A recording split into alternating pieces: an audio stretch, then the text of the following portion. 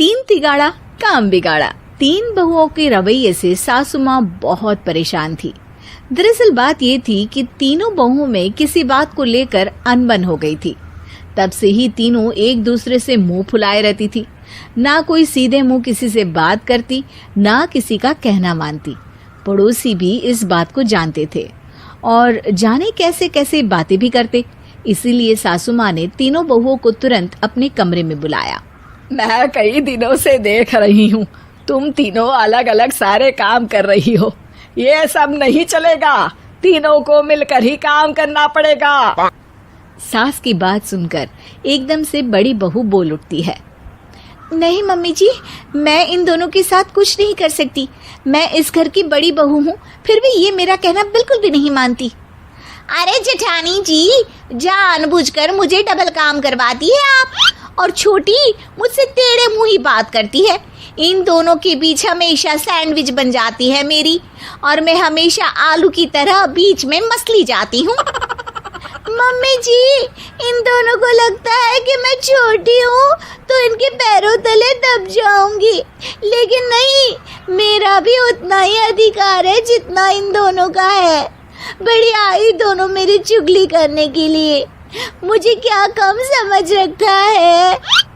तीनों बहू एक दूसरे से बहस करने लगती है और सास दोबारा ये देखकर टेंशन में आ जाती है और सबसे कहती है, चुप हो जाओ, अब से तुम तीनों सारे काम एक साथ करोगी। आंख बंद करके एक दूसरे की बात सुनोगी। तुम तीनों इस बात को गांठ बांध लो, वरना अगली छुट्टियों में तुम्हारा अपना मायके जाना कैंसिल। सास की बातें सुनकर डर के मारे तीनों हामी भर देती हैं। जी मम्मी जी, मैं समझ गई। हाँ मम्मी जी, जैसा आप कहें। आप जो कहेंगी मैं वही करूंगी। तीनों बहू सास की बात को गांठ बांध लेती है और वादा करती है कि अब से सारे काम वो तीनों एक साथ मिलकर ही करेंगी। ये सब देखकर सास खुश हो जाती है और वहां से चली जाती है। नीचे जाकर वो देखती है कि घर में शर्मा जी आए हुए होते हैं। सास जोर से आवाज लगाकर कहती है, अरे बहू, जरा चाय बनाकर तो लाना, शर्मा जी आए हैं। सास की बात सुनकर तीनों बहू तुरंत किचन की ओर भागती है और चाय बनाना शुरू कर देती है। मुझे तो एकदम मसाले वाली कड़क चाय पसंद है, तो हम शर्मा जी के लिए मसाले वाली चाय ही बनाएंगे। अरे नहीं दीदी, गर्मी के मौसम में मसाला चाय कौन पीता है? मैं तो शर्मा जी के लिए इलायची वाली चाय ही बनाऊंगी। ये कैसी बात कर रही हैं आप दोनों? मेरी मम्मी ने सिखाया है कि मेहमान को ज्यादा दूध और शक्कर वाली चाय देनी चाहिए, वरना वो घर वालों को कंजूस समझते हैं। तो मैं तो शर्मा जी को ऐसी ही चाय दूंगी। तीनों बहुएं अपने अपने तरीके से चाय में शक्कर, मसाला, पत्ती सब डाल देती है। उबलने के बाद तीनों मिलकर चाय बाहर लेकर जाती है और शर्मा जी और सासू माँ को देती हैं।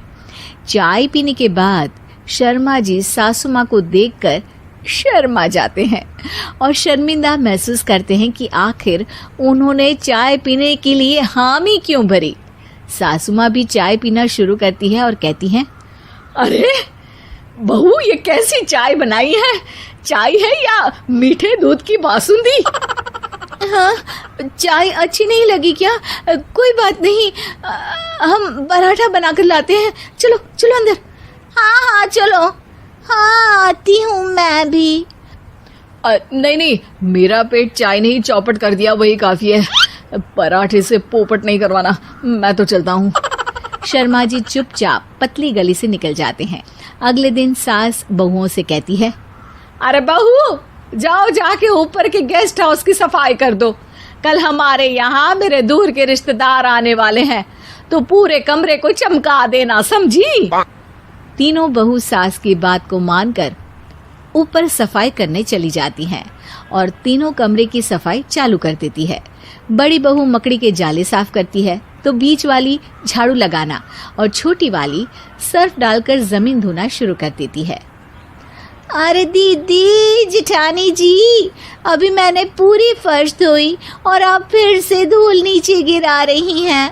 और मछली जेठानी जी, आप बिना झाड़ू की धूल यहाँ छटक रही हैं।